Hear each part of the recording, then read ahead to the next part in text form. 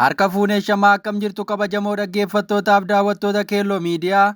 Odeeffannoon guyyaa irraa of harkaa qabnu kunooti. Dhukaasa gosa gidduutti magaalaa Gaambeellaatti dhalateen ajajaan olaanaa poolisii ajjeefamuuti himame.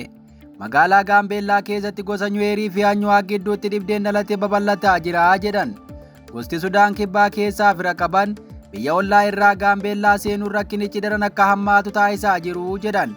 Dhibbanas itti aanaan ajajaa poolisii magaalaa Gaambeellaa Sudaan kibbaa deemee erga deebi'een booda dheengadda hoogganaa isaa ajjeesuu akka hin oolle gabaasaaleen ba'anii foomsaniiru. Haalli kun ammoo bulchiinsa magaalaa Gaambeellaa gidduutti dhibdee gosaa uumuun haalichi walxaxaa akka ta'u taasisaa jira jedhan. Magaalaan Gaambeellaas jeequmsa cimaa keessa jiraachuu ishee maddeen adda addaa himaa jiran. Ajajaan poolisii magaalaa Gaambeellaa dheengadda ajjeefaman utuu hojiirra jiranii waa'ila hojii isaanii inumaa itti aanaa isaaniin ajjeefamuu akka hin oolle hirameera. Sudaan kibbaatti marii gaggeessaa tureen haala jiru mijeeffatee deebi'ee ajjeese kanneen jedhan marsaa miidiyaa hawaasaa gubbaan deddeemsisaniiru. Gosti Gaambeellaa fi Sudaan kibbaa keessa jiru kun wal keessa akka jiraatan yoo ta'u haleellaa yoo raawwatan walii dhoksuu fi da'annoo walii ta'uudhaan yeroo hedduu miidhaan adda addaa naannicha keessatti geessaa jiru jedhame. Haala kana keessatti gosti Anyuwaaq jedhaman haleellaa irra deddeebiitiif saaxilamuu isaanii gabaasichi ibseera. Ajajaan poolisii ajjeefaman kun rasaasni dugda duuba isaaniin kan rukute ta'uutu himame. Kanaanis jeequmsi nageenyaa magaalattii keessatti hammaatee caasaan nageenyaa keessa jiran gosaan wal qoodanii walitti dhukaasaa jiraachuu barameera. Gabaasaaleen akka jedhanitti hidhattoonni kun baqattoota fakkaachuun Sudaan kibbaatti as ce'aa akka jiran daangaan banaa waan ta'eef sanattis dhimma ba'aa jiraachuu eeraniiru. Amma gaggeessaa fi caasaan nageenyaa gosaa wal qoodeera. Kanaaf yoo qaamni walabaa jidduu hin seenne Gaambeellaa lola waliin jeeqamuuf deemti jechuun namoonni yaaddoo qaban ibsatan. Uta'ee mootummaan naannoo Gaambeellaa rakkoo naannichatti dhalate furuuf mootummaan federaalaa waliin hojjetaa jiraachuu ibsaarra baaseen hubachiiseera. Mootummaan federaalaa dhimmicha gidduu seenee tasgabbeessuu akka qabu dhaame. Rakkoo nageenya naannichaa keessatti mudate furuun nagaa bakkatti deebisuuf bulchiinsi mootummaa naannoo Gaambeellaa mootummaa federaalaa duukaa hojjechuuf fedha akka qabu ibseera. Mootummaan naannichaa ibsa isaan humnoonni nageenyaa namoota dhuunfaa yookaas gareewwan hidhannoo qabatanii nageenya booressan kamiyyuu irratti tarkaanfii barbaachisaa ni fudhataa jechuun dhaadate. Akka mootummaa naannoo Gaambeellaatti shakkamtoonni qaamolee nageenyaa booressan waliin hidhata qabu jechuudhaan to'annoo jala oolaniiru jedheera. Ibsi mootummaan naannoo Gaambeellaa baase kun akka yaadachiisutti waggoota darban keessatti jeequmsaa fi walitti bu'iinsa naannichaa kutaalee adda addaatti raawwatamaa ture booda mirga lammiilee nagaa eeguuf jecha jijjiirraan hooggansaa taasifameera. Hooggansi naannoo ammaa rakkoolee nageenya yeroo dheeraa ture furuuf hawaasa gidduutti nagaan waloo akka jiraatuuf mootummaa federaalaa waliin qindoominaan hojjetaa ture jedheera. Mootummaan naannichaa gareewwan nagaa morman jedhe yeroo dhiyoo as magaalaa Gaambeellaa fi aanaalee birootti tasgabbii dhabsiisuuf itti gaafatamoo ta'uu himachuun gareewwan kunneen bakka adda addaatti ajjeechaa raawwachuu, konkolaattota irratti haleellaa gaggeessuu akkasumas humnoota nageenyaa fi qondaalota mootummaa irratti miidhaa geessuudhaan himateera. Ibsa isaan dabalees mootummaan naannoo Gaambeellaa jeequmsa nageenyaa dhiyeenya mudate kanaan lubbuu darbee fi miidhaa dhaqqabeef gadda itti dhaga'ame ibsateera. Mootummaan naannoo Gaambeellaa jiraattota akka nageenyi waaraan dhufuuf deeggarsa taasisan galateeffachuun fuulduraafis qaamolee nageenya naannicha booressan saaxiluun mootummaa waliin nageenya naannichaa tasgabbeessuu akka qaban dhaammateera. Kanaan duras jeequmsa naannichatti mudate hordofee poolisiin naannoo Gaambeellaa namoota 18 to'annoo jala oolchuu gabaasuun kan yaadatamu.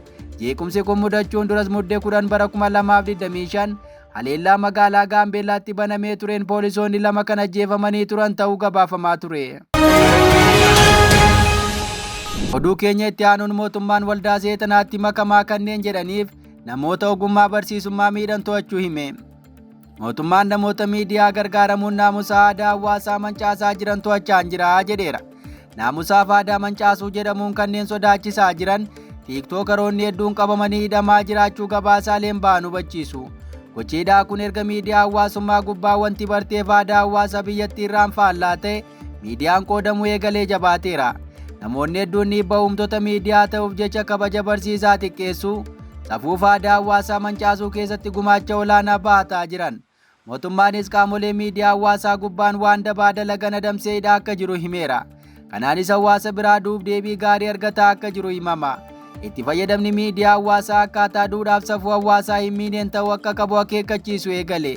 Guyya kaleessaas tiiktookkaroota gara waldaa seexanaatti makamaa jedhan dabalatee namoota 4 to'achuu poolisiin magaalaa Finfinnee beeksiseera. kunneen miidiyaa hawaasummaa irratti dhiibbaa humnaa qabiyyee qopheessina jechuun miidhaalee gurguddaa hawaasarraan ga'aa jiru jedheera. Poolisiin magaalaa Finfinnee ibsa baaseen namoota aadaa hawaasaa kabaja dhoowwan ergaawwan aadaa fi duudhaa faallaa ta'an facaasanidha jechuun qorachaa akka jiru hime. Itoophiyaatti torban darbee eegalee poolisiin namoota miidiyaa hawaasummaa keessumaa tiiktook irratti qabiyyee dhiyeessan to'ataa jira. Kanneen torban dura tiiktookaroota 9 to'achuu beeksise keessaa tiiktookeriin hordofaa miliyoona 4 qabu Adoonnaayika jedhamu gadhiifameera. Torban kana immoo tiiktookaroota haaraa to'achuu beeksise. Poolisiin magaalaa Finfinnee ibsa roobii galgala baaseen kanneen to'ate keessaa tiiktookaroota aadaa, duudhaa, amantaa fi naamusa hin madaalleen illuminaantii yookaas miseensota waldaa seexanaatti nu fakkaadhaa makamaa maallaqa baay'ee argattuu ka jedhanis akka to'ate himeera. Kanneen ergaa miseensummaa illuminaantii ta'an dabarsaa turan jedhe keessaa Zaaraa Muhammadii fi Faatiyaa Eliyaas keessatti argamu. Poolisiin ibsa isaa keessatti itti fayyadama miidiyaa hawaasummaa hin to'atamne akka dhaabbatu lammiileen gaafataa jiru jedhe. Poolisiin namoota miidiyaa hawaasummaa fayyadamuun ogummaa kabaja dhoowwatanis to'achaa akka jiru himeera. Kanaanis shakkamaa sadaffaa Lataa Darajjee Tarrafaa jedhamu haala ogummaa barsiisummaa fi kabaja barsiisotaa xureessuun viidiyoo waraabeera jechuun to'ateera. Shakkamaan kun uffata dambii barataa uffachuun teessuma barnootaa irra dhaabbatee sirbaa barsiisotatti qoosaa kiisii barataa keessaa nama maallaqa hatu fakkaachuun viidiyoo waraabeera jedhe.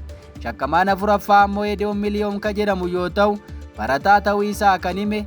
Dargaggoon kun tiiktooka fayyadamuun mudhiidhaan ol uffata baasee qullaa dhaabbachuun zaggatiifammasii jechaa karaa irratti hawaasa naasisaa akka ture poolisiin magaalattii beeksiseera. Akkasumas poolisiin akka jedhetti kanaan booda namoota akkanaatiif obsa hin qabu jechuun akeekkachiisee jira. Gochaa poolisii kanatti hawaasni bal'aan gammadaa akka jirus karaa adda addaa himameera. Oduu keenya itti aanuun obbo Taayyee Danda'aa dhaddacha dhiyaachuun beellamni biraan qabamuufi dhaga'ame.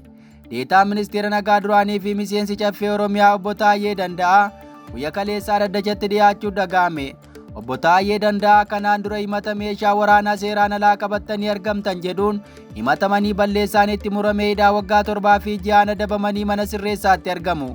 Obbo Taayyeen guyyaa kaleessaa mana murtii federaalaa dhaddacha lidataa akka dhimmoota heeraa fi shororkeessummaa ilaalutti dhiyaachuun himataawwan 3 kanaan dura itti banamee ture irratti mirga wabii akka eegamuuf dhiyeeffachuu waazeemaan raadiyoon gabaaseera. Manni murtichaas gaafa muddee 22 bara 2018 akka lakkoofsa Itoophiyaatti dhimma mirga wabii kana irratti murtii kennuuf beellama qabateera. Obbo Taayyeen dhaddacha kaleessaa irratti murtee gaafa 26 bara 2018 irratti darbee wajjin wal qabsiisee dhiittaa mirga namoomaan irratti raawwatameera jechuun komii dhiyeeffataniiru. Kanaan duras Obbo Taayyeen dhiittaa mirga namoomaan irratti raawwatameera jechuun mana murtiitti himatanii koomishiniin mirgoota namoomaa Itoophiyaa dhimmicha qorachuun dhugaa ta'uu mirkaneessee bitootessa 6 bara 2017 akka lakkoofsa Itoophiyaatti mana murtiif dhiyaatuun kan yaadatamu. Dhaddacha kaleessaa irratti dhimma kana ilaalchisee deebiin Obbo Taayyeef kenname komee isaanii kana barreeffamaan mana murtiif dhiyeessuu akka qaban gaafatamuu isaaniitti himame. Oduu keenya dhumaatiin Itoophiyaa keessatti sarbiinsi mirga namoomaa raawwataa jira jedhan. Kutaalee biyyattii garaa garaa keessatti sarbiinsi mirgoota namoomaa qaamolee mootummaa miti mootummaan raawwatamaa jiru hatattamaan akka dhaabbatu, walitti bu'iinsi mariin akka furamanii fi hidhamtoonni siyaasaa akka hiikaman manni maree mirgoota namoomaa Itoophiyaa akeekkachiiseera. Ibsa manni marichaa kabaja guyyaa mirgoota namoomaa ilaalchisuun baaseen kutaaleen Itoophiyaa garaa garaa keessatti mirgoonni namoomaa qaamolee mootummaaf kabiroon sarbamaa jiru jedheera. Dabaluunis walitti bu'iinsa kutaalee biyyattii tokko tokko keessa jiruun haleellaa namoota irratti raawwatamuun hedduu du'aa fi miidhama qaamaaf akkasumas ukkaamsaa fi buqqaatiif saaxilamuu, kana malees qisaasamni qabeenyaa mudachuu fi dameelee biroon sarbiinsa mirga namoomaaf saaxilamuu isaanii yaadachiise. Ibsichi itti fufuun waliigalteen Piriitooriyaa lola kaaba Itoophiyaa dhaabus qabxiileen guutummaan hojiirra hin oolle jiraachuu fi kunis lammiileen ammas rakkoof saaxilamuu eere. Qabxiileen dhaabbanni mirgaa kun hojiirra hin oolle jedhee kaase keessaas buqqaatota gara qe'ee isaaniitti deebisuu fi hidhannoo hiikkachiisuuf akka ce'umsaan kanneen wal qabatanidha. Kana malees mootummaan mirga lammiilee kabajuu fi kabachiisuuf dirqama heera irra jiru sirnaan ba'achuu dhabuun qabiinsi mirgoota namoomaa hamma barbaadamoo osoo hin fooyya'in hafuu isaa dhaabbatichi komateera. Kanaanis naannoo Oromiyaa fi Amaaraa iddoolee tokko tokkotti walitti bu'iinsa itti fufee jiruun qabiinsi mirgoota namoomaa daran hammaachuu itti fufee jira jedhe. Rakkoolee uumamaan kana furuuf mootummaan ammas ta'ee hidhattoonni waldhabdee kana keessaa harka qaban waldhabdichaan humnaan furuu yaaduurra gara ilaafilaameen furuutti ce'uu akka qaban yaadachiiseera. Dabaluunis mariilee nagaa eegalamaniif dursii fi xiyyeeffannoon kennamuu akka qabu dhaame. Gama biraan mootummaan siyaasaan namoota hidhaman irratti himanni baname akka addaan cituu fi kanneen irrattis murtaa'eefis dhiifamni godhamee dirreen siyaasaa akka bal'atu gaafatee jira. Naannolee walitti bu'iinsii fi beelli jiru battalaan deeggarsi namoomaa daangaa tokko malee akka taasifamuuf gaafachuun buqqaatonnis gara qe'ee isaaniitti akka deebi'an akka taasifaman dhaame. Dabaluunis qaamonni lammiilee nagaa irratti haleellaa taasisan seeraaf akka dhiyaatan gaafachuun waliigaltee mirgoota namoomaa idil addunyaa Itoophiyaan haga yoonaa hin mallatteessine akka mallatteessuu qabdu gaafachuu isaa gabaafame. Egaa dhaggeeffattoota Keelloo Miidiyaa odeeffannoon har'a of harkaa qabnu kan hangammaa dhaggeeffattan ture nagaan nu tura.